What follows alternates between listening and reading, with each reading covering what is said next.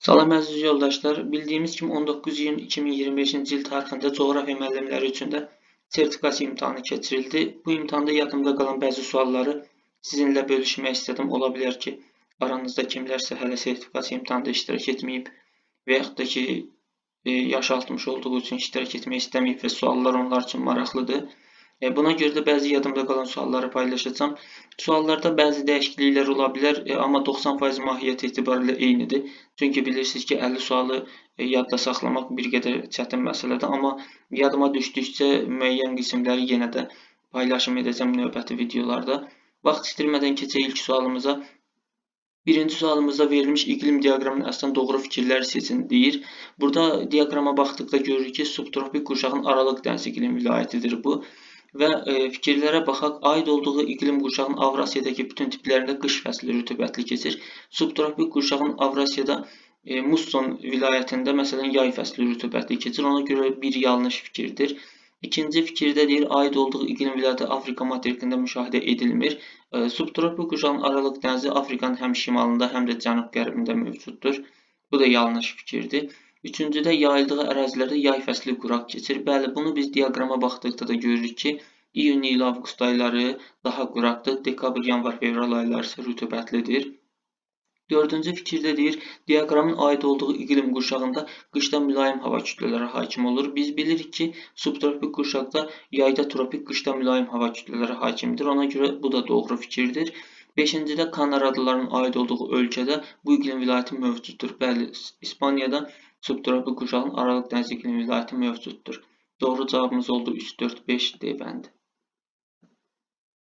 İkinci sualda verilən əlamətlərin aid olduğu ölkə üçün doğru olan fikirləri seçməyimizi istəyir. Əlamətlər isə ASEAN təşkilatına üzvdür, 2 okeana çıxışı var, Yaponiya ilə eyni idarəetmə formasına malikdir. Əlamətlərə baxdıqda görürük ki, Cənub-Şərqi Asiyada olub ASEAN-a üzv olan və 2 okeana çıxışı olan ölkə Taylanddır, həm də Yaponiya ilə eyni idarəetmə formasına malikdir Tayland. Fikirlərə baxdıqda yerli ehtiyatlar hesabına əlvan metallurgiya sənayesi inkişaf etmişdir. Bu doğrudur. Bilirsiniz ki, Cənub-Şərqi Asiyada Malayziya, İndoneziya və Taylandda qalay wolfram qurşağı yerləşir və bu ehtiyatlar hesabına həmin ölkələrdə əlvan metallurgiya sənayesi yüksək inkişaf etmişdir. İnzibat tərzi quruluşuna görə Rusiyadan fərqlənir. Bəli, Tayland unitardır, Rusiya isə federativdir, ona görə fərqlənir. İdarəetmə forması konstitusiyalı monarxiyadır. Bəli, Taylandın idarəetmə forması konstitusiyalı monarxiyadır. Doğru cavabımız 1, 2, 3 B bəndi. Üçüncü sual. Həkəri və Qanaz çayları üçün ümumi olan əlamətləri müəyyən edin. Yeraltı sularla qidalanırlar. Bəli, hər iki çay yeraltı sularla qidalanır. Bir doğru fikirdir. İkinci fikirdə deyir, yarımsəhra və quru çöl iqlim tipinin yayıldığı ərazidən axırlar. Bəli, hər ikisi mənsəbdə yarımsəhra və quru çöl iqlimi tipindən keçir. 2 də doğru cavabdır. B bəndi. Burada doğru cavabımız. Dördüncü sualda deyir, Cənubi Amerika litosfer tabaqasının hərəkəti nəticəsində yaranmışdır. Burada Çili novu, bəli, Cənubi Amerika litosfer tabaqasının hərəkətindən yaranıb. Alet adaları yanlışdır. Ant dağları doğrudur. Kuril novu yanlışdır. Müqəddəs Yelin adası isə doğrudur. Burada doğru cavabımız oldu 1, 3 və 5 A bəndi. 5-ci sualda Missisipi çayını Volqa çayından fərqləndirən cəhətləri müəyyən edin. Bir işıqlanma qurşağından keçir. Hər ikisi bir işıqlanma qurşağından, mülayim işıqlanma qurşağından keçir. Bu oxşar cəhətdir. Bizdənsə fərqli cəhətləri istəyir. İkincidə deyir, Atlantik okean hövzəsinə aiddir. Bəli, Missisipi Atlantik okean hövzəsinə aiddir. Amma Volqa çayı Xəzər dənizinə tökülür. Daxili axarsuz hövzədir, Xəzər bilirsiniz. 2 fərqləndirən cəhətdir, düzgün cavabdır. Üstdə deyir, tranzit çaydır. Missisipi ABŞ ərazisindən, Volqa isə Rusiya ərazisindən axır. Ona görə tranzit çay deyil heç biri. Dördüncüdə keçdiyi ölkə federativ ərazi quruluşuna malikdir. Bu da oxşar cəhətdir. Çünki həm ABŞ, həm də Rusiya federativ inzibati ərazi quruluşuna malikdir. 5-cidə 2 iqlim qurşağından keçir. Missisipi mülayim və subtropik iqlim qurşaqlarından keçir. Volqa isə sadəcə mülayim iqlim qurşağından keçdiyi üçün bu Missisipinin fərqli cəhəti olacaq. 6-cıda aid olduğu materikin ən uzun çayıdır. Burada Missisipi çayı Şimali Amerikanın ən uzun çayıdır. Doğru cavabdır. 2, 5, 6 B bəndi. 6-cı sualda deyir, Şərq Çinarın mühafizə edildiyi qoruq hansı iqtisadi rayondadır? Şərq çinarı Bəstçay qoruğunda mühafizə olunur. Bəstçay qoruğu da Zəngilan rayonundadır. Bilirsiniz ki, Zəngilan rayonu da Şərqi Zəngəzur iqtisadi rayonundadır. Ona görə də doğru cavabımız D bəndi. 7-də hansı inzibati rayonun yeri düzgün göstərilmişdir? Burada birinci Gədəbəydir. Elə doğru cavabımız A bəndidir. Gədəbəy inzibati rayonunun yeri doğru göstərilib. İkincidə deyir Oğuzdur. Xeyr, yanlışdır. Şəki inzibati rayonudur. 3 Qubadır, amma cavabda Qusar verib. 4 Cəbrayildir, cavabda Füzuli verib. 5 isə Qobustandır, cavabda Kürdəmir verib. Bəli, doğru cavabımız A bəndidir. Növbəti sualımızda 8. Hansı azimut şimal-şərq istiqamətini göstərir? Şimal-şərq istiqamətini göstərən 45 dərəcəli azimutdur. Bunu əzbər bilirik, lakin koordinat sistemi çəksək burada bir dənə və şimalla şərqi işarələsək 0 dərəcə şimalı, 90 dərəcə şərqi göstərir bilirsiniz. Şimal-şərq isə bunların tənortası olmalıdır. Burada tənorta 0 ilə 90-ın ortası 45 dərəcədir. Bilirsiniz, 45 dərəcə şimal-şərq. Doğru cavabımız B bəndi. Növbəti sualda deyir, səyyah Bakı şəhərindən 90 dərəcəli azimutla 8540 km hərəkət etdikdən sonra 0 dərəcə azimutla daha 5550 km məsafə qət etdi. O geriyə hansı azimutla qayıtmalıdır? Burada qeyd edək Bakını. Bilirsiniz ki, 50 dərəcə şərq uzunluğu və 40 dərəcə şimal enində yerləşir Bakı şəhəri.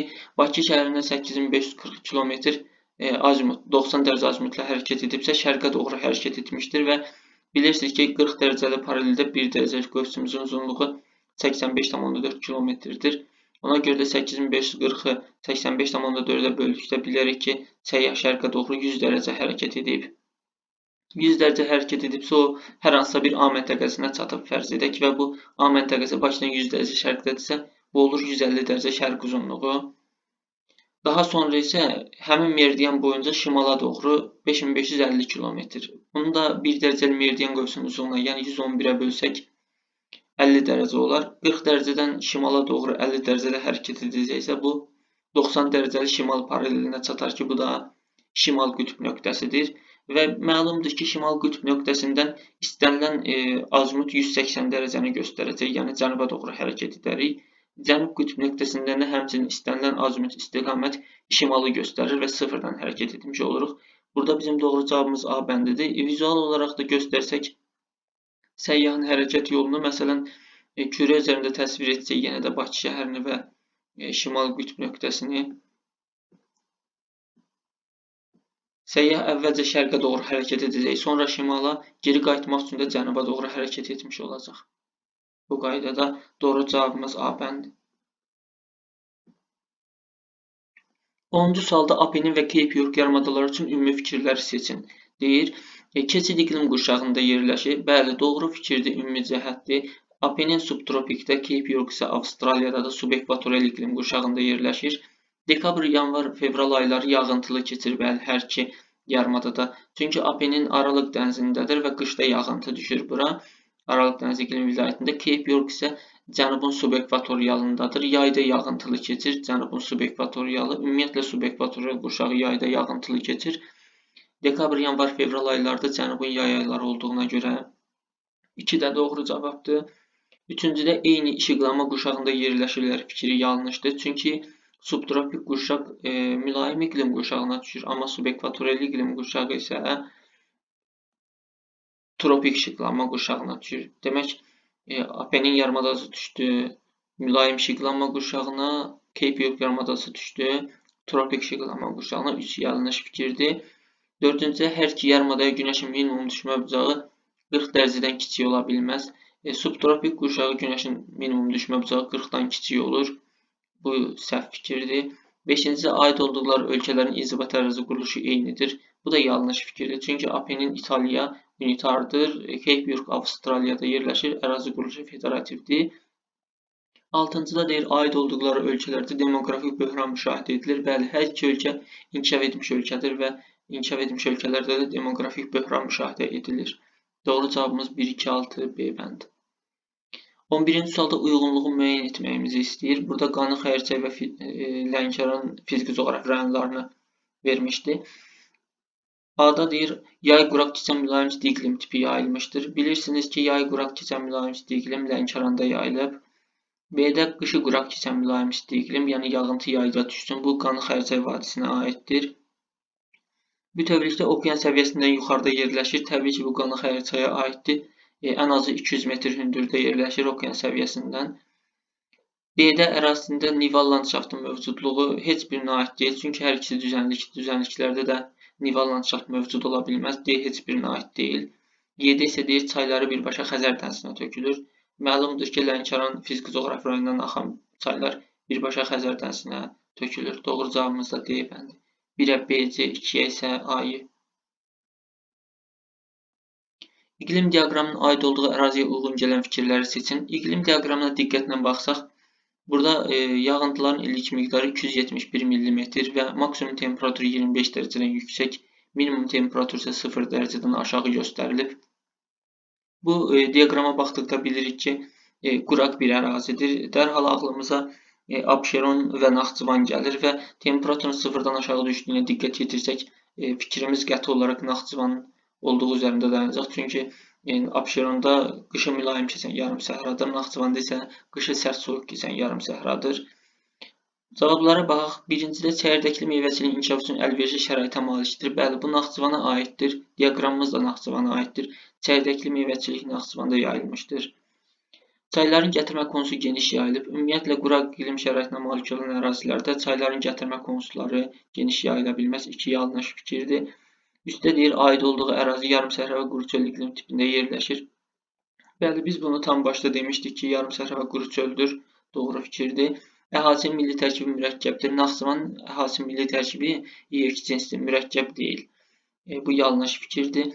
5-də bu iqlim yarımtipinin aid olduğu ərazidə Qaradağ və Pirallahı sənaye parkları yerləşir. Qaradağ və Pirallahı sənaye parkları Bakı iqtisadi rayonundadır və Abşeron yarımadasındadır. İqlim diaqramımız isə Naxçıvana aiddir. 5 də yanlış fikirdir. Ərazisində boz və boz çəmən torpaqları yayılıb. Bəli, yarımsəhra quru çöl iqliminin hakim olduğu ərazilərdə ümumiyyətlə boz torpaqlar yayılır. Doğru cavabımız 1, 3 və 6 Y bəndi.